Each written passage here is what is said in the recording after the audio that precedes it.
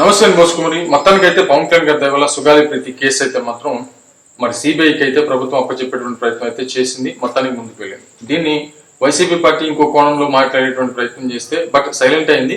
మొన్నటిదాకా విపరీతంగా రెచ్చిపోయింది. పార్వతి గారిని మైకులు పెట్టడం, ఆమె దగ్గర సాక్షి ఛానల్ వెళ్ళటం, ఆమె నాకు మొత్తం జగన్మోహన్ రెడ్డి గారే చేశారు, నాకు పవన్ కళ్యాణ్ గారు ఏం చేయలేదు అనేటువంటి విధంగా ఆ మాట్లాడేటువంటి ప్రయత్నం. బట్ వాస్తవం మనం వాస్తవ విషయాల్లోకి వెళ్తే ఎవరు మాకు బెనిఫిట్స్ లో వచ్చినాయి. ఒక మాట నాకు చాలా బాధేసినటువంటి పరిస్థితి పార్వతి గారు మాట్లాడి ఏంటంటే, మాకు చాలా మంది నిలబడ్డారు, నాయకులు ఆ నాయకులు ఈ నాయకులు నిలబడ్డారు, మీరు ఒక్కరే కాదు నిలబడింది అనేటువంటి మాట్లాడుతుంది. ఇది అంటే ఆత్మద్రోహం అనమాట. నిజంగా చెప్పాలంటే ఇది ఒక రకంగా చెప్పాలంటే చాలా ఒకసారి ఆలోచించుకోవాల్సిన, ఆత్మ పరిశీలన చాలా గట్టిగా ఆత్మ పరిశీలన చేసుకోవాల్సినటువంటి సందర్భం పార్వతి గారు.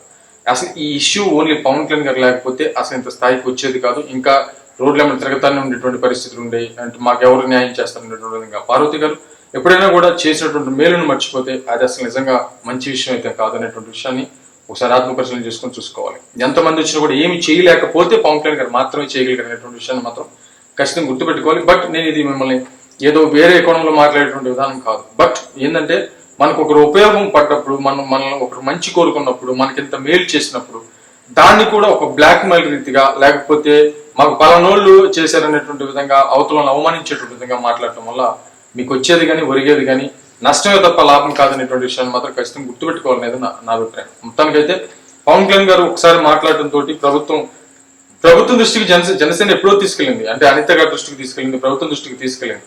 కానీ అది చెడ్డ పేరు అవడంతో, అంటే పవన్ కళ్యాణ్ గారు వచ్చి దాని గురించి ఒకసారి మాట్లాడటంతో ప్రభుత్వం అలర్ట్ అయి వెంటనే దాని గురించి సిబిఐకి అప్పచెప్పేటువంటి ప్రయత్నం అయితే ముందుకు జరుగుతుంది. ఎట్టి పరిస్థితుల్లో సుగాలి ప్రీతి అనేటువంటి అమ్మాయికి న్యాయం జరగాలని కోరుకునేటువంటి వ్యక్తుల్లో ప్రథమంగా నేను ఉంటాననేది మాత్రం ఖచ్చితంగా నా గట్టి నమ్మకం. నేను ఫస్ట్ నుంచి కూడా మాట్లాడుతున్నాను. అదేవిధంగా జనసేన పార్టీని కూడా నేను ప్రశ్నించాను. ఏంటంటే ఖచ్చితంగా జనసేన పార్టీకి ఏదైనా మచ్చ ఉంటది అంటే, లైఫ్ లో ఏదైనా ఉంటుందంటే సుగాలి ప్రీతి కేసు ఒకటే, అది తప్ప ఇంకే మచ్చ ఉండదు. దాన్ని కొంచెం ముందుకు తీసుకెళ్ళేటువంటి ప్రయత్నం చేస్తే జనసేన పార్టీకి చాలా మంచిది అనేటువంటి విధంగా చేయలేకపోతే మాత్రం జనసేన పార్టీ లైఫ్ లాంగ్ ఈ మచ్చ మోయాలి, బరువు మోస్తూనే ఉండాలనేటువంటి విధంగా నేను చాలాసార్లు అసలు ఎలక్షన్స్ అయిపోయిన మరుసటి రోజు నుంచి ఈ శిక్షణ నేను చెప్పుకుంటూ వస్తున్నాను. బట్ ఏమైనా మొత్తానికైతే ప్రభుత్వం అప్పచెప్పేటువంటి ప్రయత్నం అయితే చేసింది. ఇది చాలా మంచి విషయం. మొత్తానికైతే సుగాలి ప్రీతికి న్యాయం జరగాలి. ఎట్టి పరిస్థితుల్లో కూడా ఒక హాస్టల్ రూమ్ లో ఒక అమ్మాయి అలాగా ఉండటం అంటే ఏ తల్లి కూడా తట్టుకోలేదు. నిజంగా మన బిడ్డలు కూడా ఉన్నారు, మన బిడ్డలు మనం తట్టుకోగలుగుతామా? ఎవరి బిడ్డలు వాళ్ళకి. కాబట్టి అది అసలు చిన్న బిడ్డ ఏం పాపం చేసిందని నిండు నూరేళ్ళ జీవితం అన్యాయం అయిపోయింది. హాస్టల్ రూమ్ లో అంత పెద్ద ఎత్తు ఫ్యాన్ కి అసలు ఎలా సాధ్యం? బట్ ఏమైనా ఇది మాత్రం ఆ అమ్మాయి ఏదో చేసుకుందనేటువంటి విధంగా సొల్లుగానేది ఏదో జరిగింది అనేది మాత్రం ఖచ్చితంగా వాస్తవం. ఈ వాస్తవాలు బయటికి రావాలి. ఆ తల్లి పార్వతి గారు, ఆ తల్లి అడిగినటువంటి ప్రశ్నలకు ప్రతి ఒక్కరు సమాధానం చెప్పే తీరాలి, ప్రజాస్వామ్యం సమాధానం చెప్పే తీరాలి, వ్యవస్థల సమాధానం చెప్పే తీరాలి. ఎట్టి పరిస్థితుల్లో అలాంటి ఒక్కసారి అది కానీ అట్లాంటి దాన్ని ముందుకు తీసుకెళ్ళగలిగితే ఈ లోకంలో అంటే ఏమైనా సరే ఏదైనా జరిగితే, ఎవరైనా జోలికి వస్తే ఏనాటికైనా ఎంత పెద్దోడైనా సరే శిక్ష పట్టడం ఖాయమైనటువంటి విధంగా నిరూపించగలిగితే మాత్రం చాలా మంచి పరిణామం అవుతుంది.